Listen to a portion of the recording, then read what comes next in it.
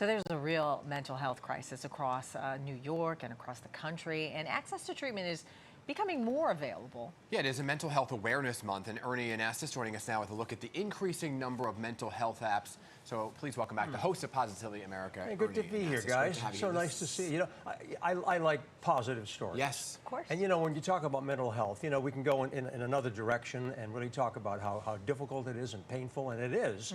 But there are people who are saying, I want to do something about it. That's what encourages me, that people are looking for ways to help themselves. And mental health apps are very popular.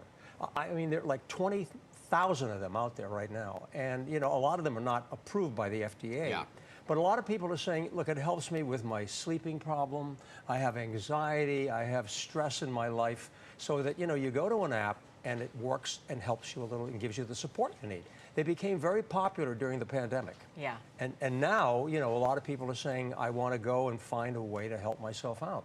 I encourage that. I think it's great. Now, the question is, will it replace human therapists? What do you think? Well, it's interesting because I know people who love both. Yeah. Right? Some folks who love talking to an actual person because it's a release. Yes. Some folks who get more anxiety from talking to somebody, so they've turned to an app and they turn to meditation or whatever it may be on the app. So I think there's still a world for both. Yeah, I think you're right. I think there's a plus and a minus. And you know, when you talk about, you know, robo-therapists, I mean, like you say, there's some benefit to it, but there's nothing that compares to having a human contact. Yeah, you know, looking at each exactly. other and talking and feeling what the anxiety might be and trying to work through it. Well, I also think that, Ernie, I think it also has to do with the kind of mental crisis you may be in. Yeah, Yes, exactly. it And could where be really exactly you serious. got to turn to, right? Exactly, but I think it's but it's a huge business, though. When you think Yeah. about it, it's $5 billion right now. It's going to be up to $16 billion in 6 years. So there are a lot of apps out there, but people are concerned about the privacy issue. You know, how it's being utilized or misused. That's always an issue when you're talking about AI and things of that nature. But I think the most important thing here, the takeaway, is that people are concerned about their mental health. You know, the worst thing is when you have a problem and you don't recognize it and you don't do anything about it.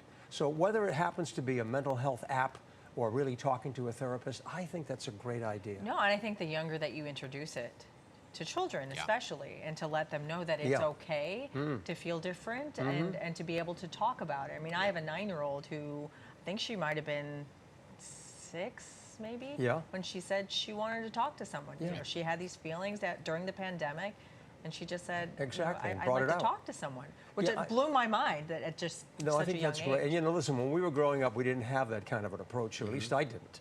And now it's more open, and people are honest about it and saying, okay, I have these feelings, I need to deal with it. You know, whether it's media that's been helping, social media and so forth. But the idea is that we're getting some help.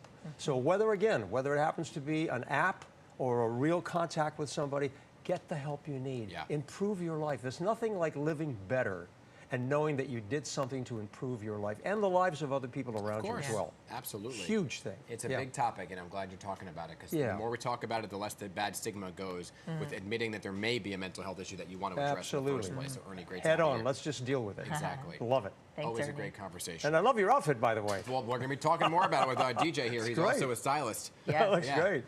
All right, Ernie, thanks Thank you. again. Thanks. Nice to see you guys. Okay, and remember, you can always continue this positive conversation on Positively America with Ernie Anastas, which airs right here on Sunday mornings at 6 o'clock.